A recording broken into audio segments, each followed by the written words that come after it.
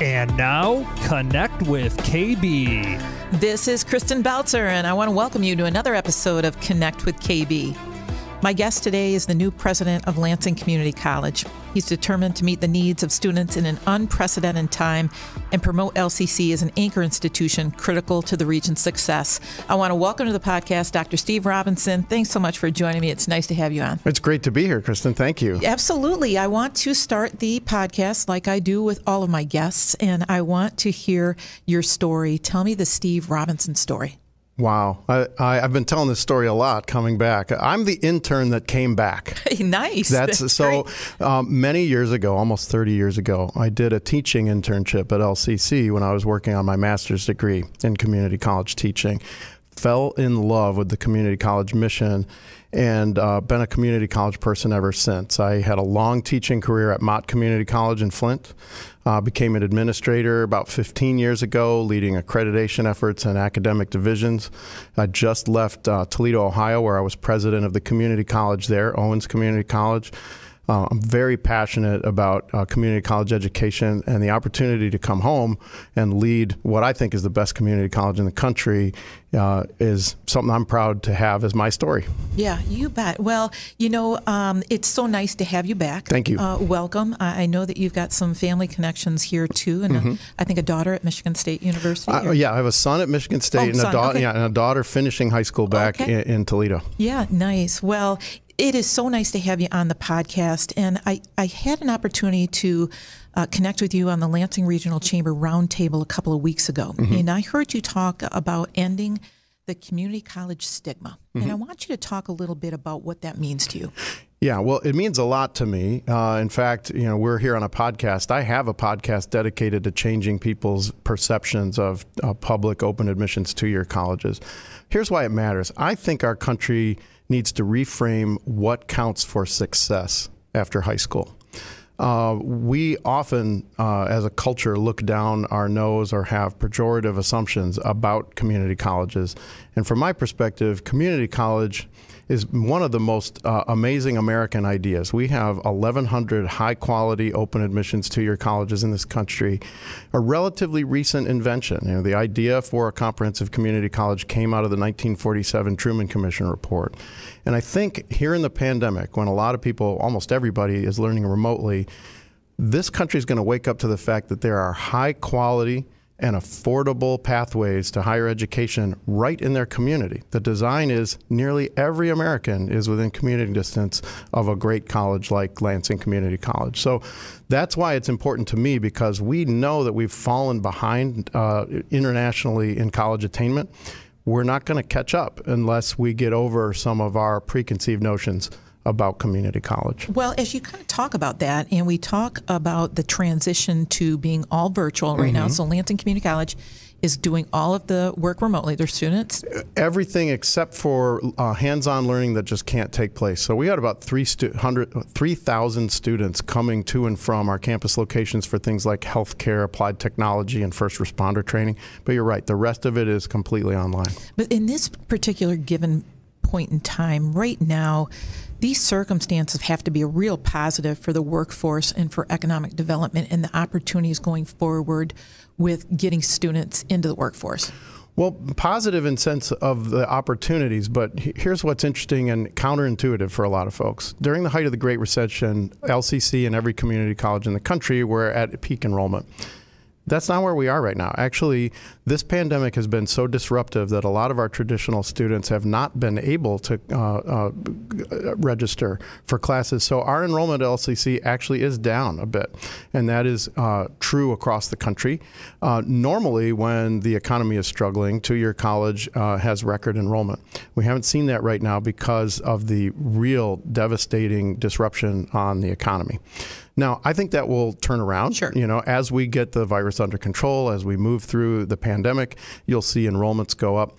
But we've lost some of our more vulnerable students, and that's work that we all have to do to recapture and keep those students tracking toward their goals. Is there someone who's working on that for you in regards to reaching out to those students who maybe have fallen off a little bit to get them back on track or to communicate with them about the opportunity to start their program again? Absolutely. I mean, there are entire teams at LCC working on that. I mean, we have a very robust enrollment management strategy. We've got success coaches, we've got advisors, and our new marketing campaign, You Belong Here, is actually targeted at making sure that we recapture some of the adult learners that maybe have had to be first responders or to be out on the front line running our grocery stores and the things that you and I need to continue to run our life. That's one of the reasons we're so excited about the governor's Futures for Frontliners initiative, because it's an investment in higher education for the folks who've helped us run our world since the virus really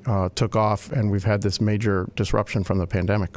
There is, though, and we've already talked about the stigma, but clearly a Lansing Community College or a community college education is so affordable. Mm-hmm.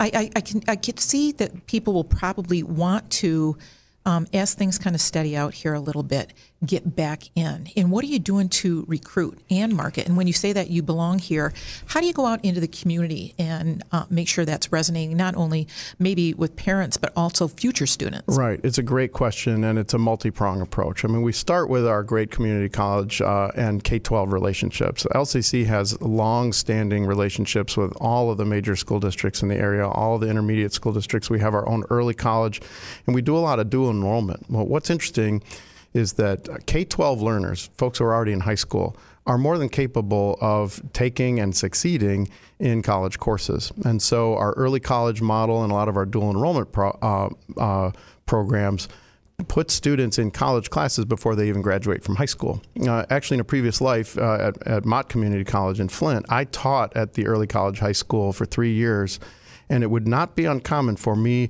to be the graduation speaker at their high school graduation and be talking to people that I'd already handed associate's degrees to 2 months before at the community college. It's possible. So K-12 relationships is one of them. The other is through that marketing campaign you've talked about. You Belong Here isn't just a slogan. It really is who we are. The average age of a Lansing Community College student is about 26 years old. And, we serve traditional high school age graduates, but we also serve adult learners. And all of our programs are designed for either successful university transfer or great career pathways in family-sustaining wage jobs.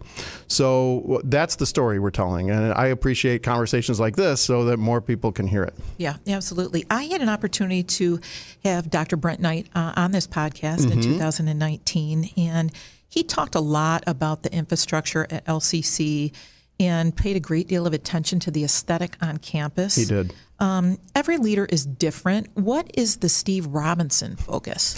I love that question. And before I answer that part, I do want to tell your listeners how important Dr. Knight's work in infrastructure and placemaking has been. I spent about 14 hours with Dr. Knight during the transition, and we spent most of that time touring the great infrastructure of LCC. In your intro, you mentioned that we're a great anchor institution for the region and downtown. I just rode my bike from campus here to the studio, and I passed all the great public art and all the beautiful spaces that we have. I would take our campuses, West Campus, downtown, all our locations, and put them up against not just all the community colleges in the country, but colleges and universities. The beautiful campus learning spaces. Now, for me, I love that stuff, and I in my previous college, I had a hard hat. I did a lot of that kind of construction. That will not be my primary emphasis.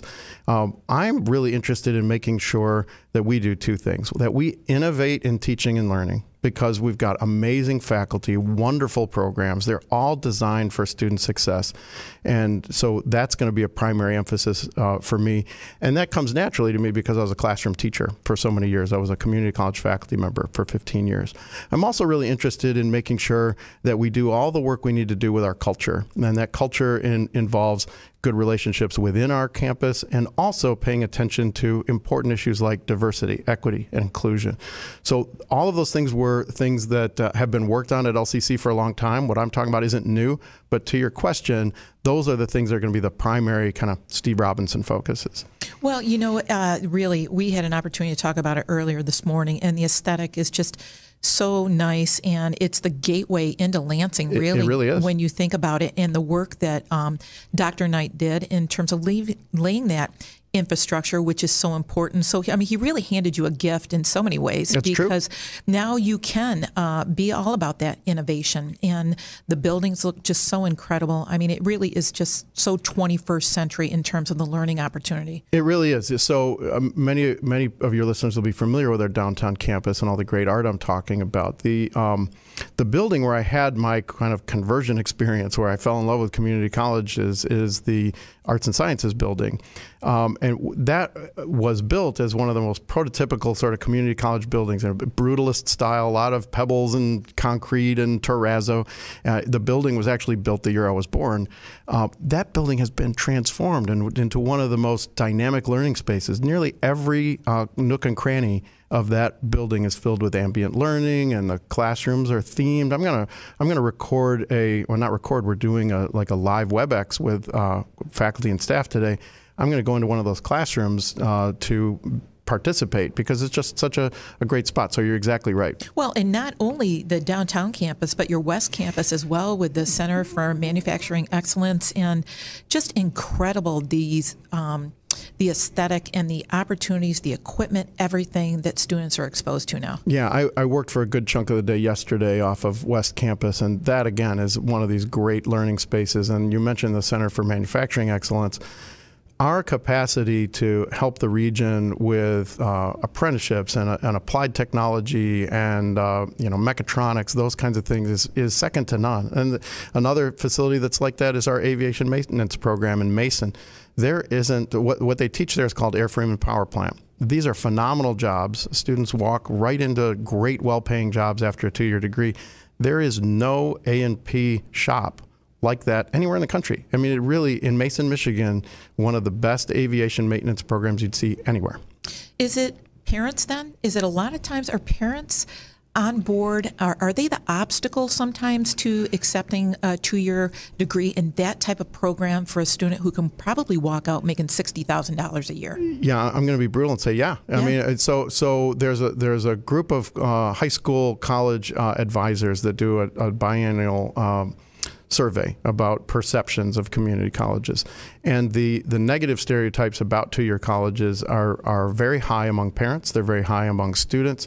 And almost all of that comes from lore and word of mouth. It does not come from the quality of these programs, because I'll tell you something. We have the best faculty I've seen. I mean, we have great teachers and small class sizes. And those faculty are very highly trained. If you take the classes in your freshman or sophomore year at a place like LCC and compare it to a large research university, at the large research university, you're going to be in a room with hundreds of people, and you, by and large, are going to be studying with graduate students. Now, there's nothing wrong with graduate students. I was one for many, many years. But we've got dedicated faculty whose sole focus is teaching. And so getting that message out to parents, I think, is the key, because everybody wants what's best for their family and their kids, and they're operating on what I would say is inaccurate or outdated information. Well, you also have had some great support from community leaders here in Lansing. Yes, we have. Including your trustee, Andrew Abood, and naming a piece of art for his mother. Bound. Yes. Honoring his mother, as well as Glenn Granger and his family with the clock tower. Are there other opportunities for people to get involved and have an opportunity to make an investment in Lansing Community College? There absolutely are, and I'm glad that you mentioned these two, and they're two of many, but I've had very specific conversations with Trustee Abood and with Glenn Granger about the way that they've just transformed that space. That clock tower is gorgeous. Upward Bound is probably one of the most captivating campus sculptures I've ever seen, and if you haven't seen it at night, You have to see that sculpture at night. It lights up. It's incredible. So I've been able to thank those two gentlemen and those two families for those great investments, and there absolutely are opportunities to make that kind of impact at LCC. So I'm glad you asked. Well, I wanted to ask you this too, because you seem to have a passion for learning, not only for your students, but for yourself as well. And I want to know what drives that. Well, it's a great question. I think it's something that happens to my brain when I put it in this space. Even this conversation, I feel like I'm learning things from you about our community and what matters about LCC to the community. It's one of the reasons I've stayed in higher education for all these years. I'm very fortunate in that, you know, my high school friends, the folks I went to college with, they love their jobs, but I think I love mine a lot more, and I think that's because I get to put my head in a space where it's always in that growth mindset. Somebody is always pushing me, helping me learn something new, and that's what I love about my job, and it's what I love about LCC. Well, my last question for you is, as you left Owens Community College earlier this summer, your board members praised your authentic leadership. What does that mean? Well, we're